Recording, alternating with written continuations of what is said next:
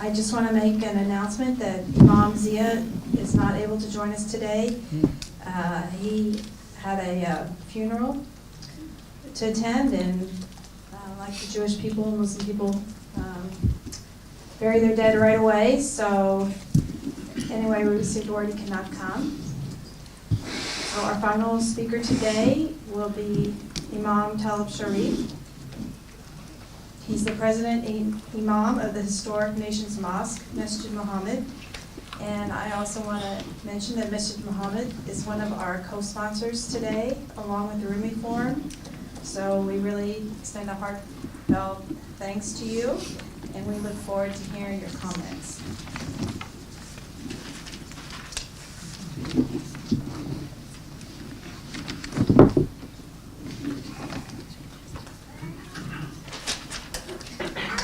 Bismillahirrahmanirrahim. Assalamu alaikum. So since Imam Zia is not coming, that means we have more time. Everybody got a little bit more time. We certainly want to thank the Institute here, certainly Imam Bilal. We're good friends. And in fact, we met as part of the Interfaith Conference of Metropolitan Washington. And we try to stay close together. And because since he found out that I spent 2 years in Turkey, I visited 3 times since then, and looking for other opportunities to go back because I love Turkey.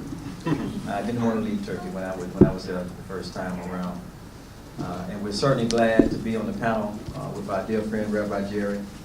Again, we are grateful that he got the position to lead that as a director. Already doing wonderful things. And our dear sister Gail Hamilton, we have joined the global movement. We're on the national advisory. In fact, we were in Nigeria with them, and we just returned not too long ago from South America doing the work of peace. And it's so much needed in that arena. So our topic today is dealing with faith, the role of faith leaders in addressing conflicts, the roots of violent extremism, radicalization.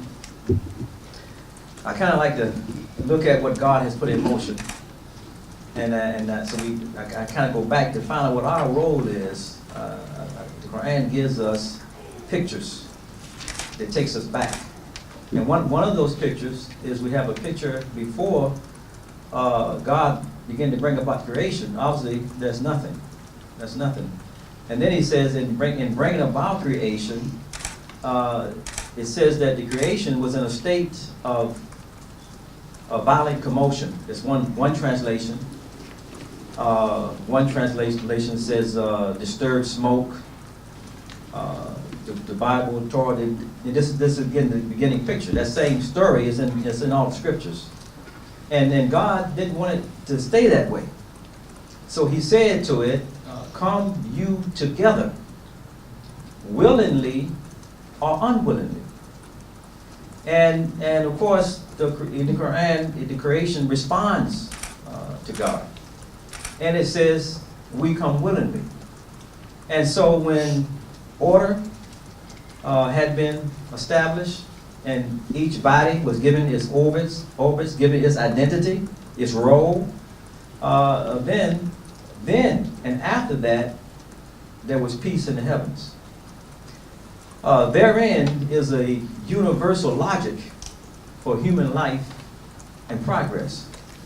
God is giving us a picture of what must be done and how we are to do it on earth. And of course, we say Muslim, one of the fundamental definitions of a Muslim is one who submits to the will of God, which is exactly what the creation did before us. God said, come willingly or unwillingly, but it came willingly. It willingly submitted to God. That's nature. That's the nature that was here before us, but that is also the nature that we came out of. The nature that we came out of has in us the same nature. We don't have a nature really that wants to disobey God. You see, our nature really wants to obey God. Just like, and the creation is saying that it doesn't want to go against what God approves. So we came out of that. And from that, again, from that, now we're last. The scriptures show that Adam, that's the name we gave to the first one, that he was created on the sixth day. And all the scriptures say 6 days of creation. And we find Adam on the sixth day, but all of that comes before us. And then because scripture tells us, in some scriptures, they identify each day, what happened on each day, what was created on each day. And after it, God speaks about the nature that it had, said it was good. It was excellent. And that goes on for each day in terms of what God created. And then, of course, on the sixth day, we find Adam, and he said the same thing about Adam that he said about everything else he created, that it was good, it was excellent. That's the original nature, And we know now from Adam, he had an identity. But Adam's identity, being he was the first, the original identity that Gail was talking about, our origin, our common origin, his identity was not a racial identity. Couldn't have been. Was not an ethnic identity. Was not a national identity. None of that stuff was here. You see, all that came later. So his identity, which was the first identity that God had gave to the first one, it has to be the most important identity, and that's human. And that is always the basis for us to come back to when we see someone performing in another identity that causes problems against the human identity. The human identity is the only identity that's strong enough to support and give help to every other identity. We have to come back to that identity. So now from Adam came all the wonderful, beautiful, diverse, like we see in this room, expressions of human life. And God has decreed that none of us can come into our humanity. We see people out of their humanity. We see people who are inhumane.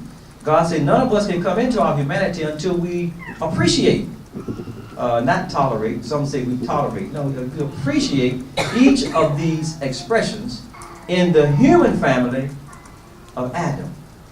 Now from Adam, we know God tells us, he said that we don't have to look back and keep looking back at a historical figure. He said if we want to know ourselves and know our identity, we look at Adam. God said he creates, and in the Quran he said he recreates. He repeats it. So we don't have to if we can't find it back there, we just look at present day. What is God? Because God is constantly doing things. It may look a little different. But he says if we want to see Adam again, every child born gives us another chance to look at Adam again. You know, they come here the same way Adam came here. They don't come here with an identity. You might give them a name, but they're not conscious of that. They may come here from a family that's a race, but they're not conscious of their race.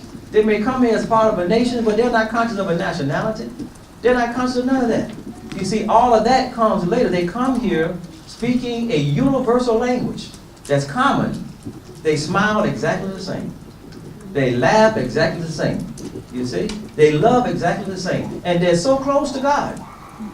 And our the spirit is so close because they come from God. You know, they come from heaven, we say. And that babies, their spirits are so strong. And for all of us, you know, that Paul lets on the Quran, that our soul is not just in the body, it's also outside the body. So it's not just contained. We feel spiritually too. So what babies do, if someone has something wrong with them, if they're maybe a bad person, or someone that fears them, the baby might start crying. And that crying is to tell their mother that there's something wrong with this person. Right? And the mother might say, well, they don't normally cry when they go to somebody or something like that, you know. And there are some people that they might feel just the opposite, a good spirit, and the mother might say, he doesn't usually respond like that. They like you know, because they feel something because they're so close to God. So God is showing us that really how we all come here. We come here willing to obey, willing to receive love, with the same nature that's in the creation before we come. Now we are here, we are a product of the creation. The creation, even in its death, produces life, you know. Humus, right? Humus is the soil. When things die, everything dies, you know, when the big dinosaurs and everything die, they go back and they give to the earth and it makes it more fertile, so more life begins to come. And it's the warm earth that produces life, to tell us how we are supposed to be as human beings. You see? So we're human. So God is showing us a nature that he put into us. Now this is how it goes in terms, this is where it starts in terms of the roots of this extremism and radicalization. We all come here in a nature of obedience. We want to obey. And it starts with our parents. We want to be loved. God puts the child right in the arms of the mother. The food is right there where the mother wants to hold the child, right by close to her heart. This is how all life really is supposed to start. It's loving, it's caring, it's concern. So as the child begins to come into the world, upon the nature that God put in it, to be giving, to be loving, to express, to bring out the best that's in his life, to find the skills, to be productive, to be helpful. This is how children are. Now let's say this is an example now. And we see this all the time. A child comes home. They're doing things. They go to school. They may come home, and they may be at home, but they may have produced something, and they're excited about it, and they want to get the mother's attention to recognize what they've done. Okay, so maybe the mother, maybe like now a lot of people look at TV. Maybe the television, that's her company. She has company, the TV. She don't want to be bothered right now. And the child comes excited, and then the mother said, I don't have time right now. Maybe the mother might say that, maybe the father might say that, or maybe they might show that. They might just ignore the child. Okay, that's one time of what the child, again, because the nature that God put in all of us to be proud of what we do, to produce things and be proud of that, ourself, our life, and when we come into an identity. So now the child comes back again. That may happen a couple times. And so now we see the child goes back to the room, and now what the child does is they may take the drawer out and start throwing the clothes out of the drawer. Or maybe they may write on the wall and scribble on the wall. You have other times. A child may be in a home now, and again, she's talking about shared. This is what we call, in the home is what we call a shared freedom space. That's in the home. Of course, out here, all of us are part of shared freedom space if we occupy space in a particular area. So sometimes the parent might tell a child that comes home, don't sit on my sofa. Get off my sofa.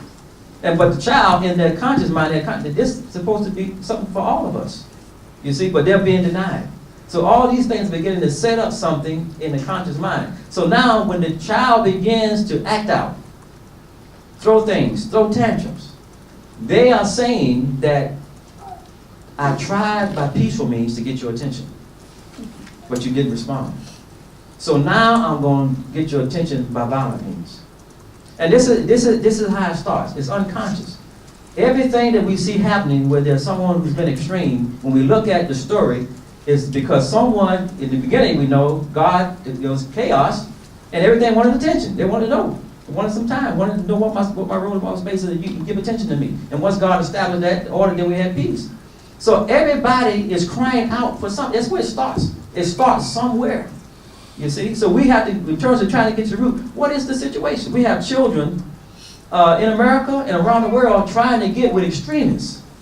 Why? What are the extremists saying? What are they doing? Again, this is not the nature of a human being. So what's motivating them? What are they seeing? What's touching them? Okay? They are looking at some of the pictures that are affecting human life that's not being given attention to. So really, they are looking at their parents. In their minds, the parents are not doing anything about the condition. So what they do is they listen to this voice that says we need to give attention to this situation. So that voice now overshadows the parent's voice. So all of a sudden now the child sneaks out the back door. She's on a plane. You get with some people because that's a protest now. You're not doing anything. We need to do something about this situation.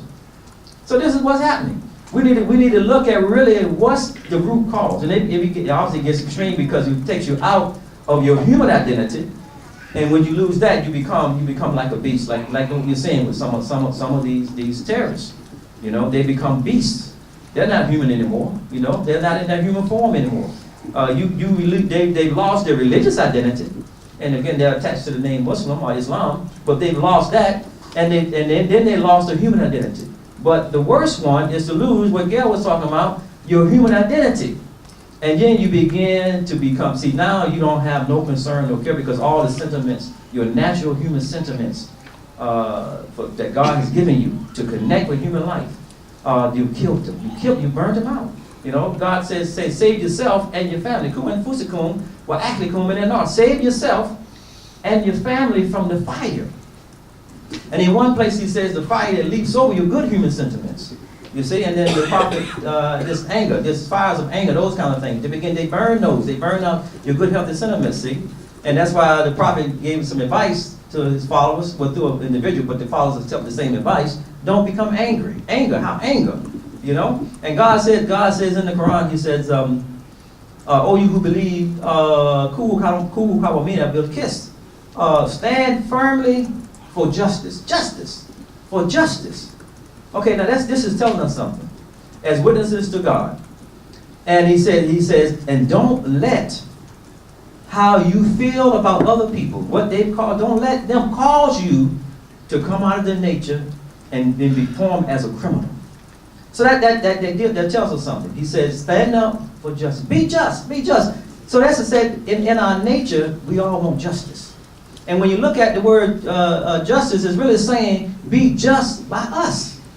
So somewhere along the line, you're not being just by us. And when you look at all the situations, this is really at the cause of it. We looked at, just looking at this group, this happened in where was it here? With the school. Yeah, Kenya situation. Just looking at their comments. And they are letting how they feel about the Christians who have the majority there and maybe control some of the things, how they're being treated by them. You see, so really, they don't, and that's what they're saying. That's one of the things that they say. They don't like what they're doing. They bring Christians in, they teaching them, they giving them stuff that we can't get, etc., etc. And so God says, don't let what other people do and how you feel about them cause you to come out of the nature that I put you in. And he said, and God tells that person, you be just. And God says that being just is close to me. So this is what's missing. So the responsibility of religious leaders are to get back in tune to the nature of human. Let me give you this other example before I close out. I was in Colorado. I had lived in Turkey for 2 years, and then I left Turkey, and my family moved to Denver, Colorado. When my family arrived in Denver, Colorado, at the time that we arrived, a lot of the families were taking their families out of California because the Bloods and Crips was really bad. And they wanted to get their children out of that environment. And so they was moving them to Colorado, and really Denver was one of the places. So really it had become heavily gang infested with Crips and Bloods. And we didn't know. My family had been overseas. Before we went overseas, my children were in private schools, and then overseas they had military schools. So when we arrived in Denver, they had to go to public schools. And they had been in public schools for some time. That was one challenge. But now, the school that we thought we had was in a very good neighborhood, which the neighborhood looked really nice houses and everything, but we didn't know at that time, because we weren't confronted with that it really was a neighborhood infested with Crips. We didn't know that. So after about 6 months, my daughter comes home, and she says this to me. And this is the oldest child. And that's my son over here. He wasn't old enough at the time. He may remember some of the stuff that was happening with the gangs. She said, Daddy, she says, I feel myself changing. She said, I don't want to. She said, but I have to. And of course, as a father, I mean, it hit me. But I understood. I said, I have to go to work. And I meant to go to work to try to help change the community at that time. Denver wasn't ready for it. They hadn't been confronted with it. You know, what happened was the family was getting their children out of the gang environment, but it wasn't getting the gang environment out of the children. So the children who come to Denver, they start writing signs on the bus stop. You know, they'll flash them to just try to get away with others. They started meeting up, getting together, and it started getting really bad, you know. And it got really bad where they had to defend themselves and stuff like that. And so what I did was I went and met with the mayor. I got with others in the community, some of the religious leaders, and we started a campaign called Stop the Violence. It got really, really bad. They had one summer called the Bloody Summer. Not Bloody Sunday, but Bloody Summer. They had so many drive-by shootings that killed so many innocent people, and babies were getting killed, etc. So we started a campaign called Stop the Violence. We got the mayor to do some summits, some youth summits. The religious leaders started doing things, and I had a couple of, we had a program we started with the cable company. And what that cable company allowed us to do was, we went in the community, found Crips, active Bloods, and then we found some of those who were able to get out because of the help that the religious community had given them, and we took them to the studio. And we took them one at a time and put them in the studio. And we asked them, they didn't, without the aid of others to be in there with them in the room, to hear what their comments were. And every single comment from each one of them, when we asked them, why are they doing this? Why are they involved? Everything that they said, they should have gotten it from home. The gangs give me love. They got my back. They're there for me. So it was something that the nation that they were supposed to be getting, that they wasn't getting, that caused them to begin to driven to join those gangs and get into these behaviors, extreme behaviors, etc. I guess that's time. That's long later.